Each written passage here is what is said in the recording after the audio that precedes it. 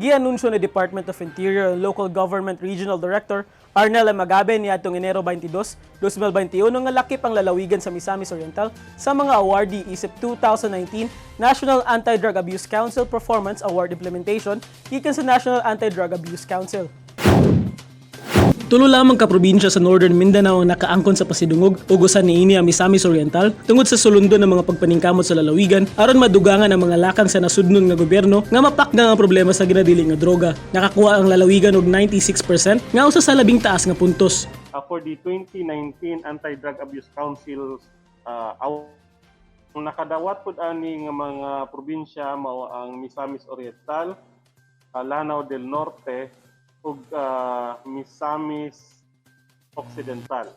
Gipaabot usab ni Gobernador Bambi Imano ang pasalamat sa National Anti-Drug Abuse Council tungod sa ilang pag-ila sa mga pagpaningkamo sa iyang administrasyon kauban ang Armed Forces of the Philippines, Philippine National Police Misamis Oriental ug Philippine Drug Enforcement Agency Misamis Oriental.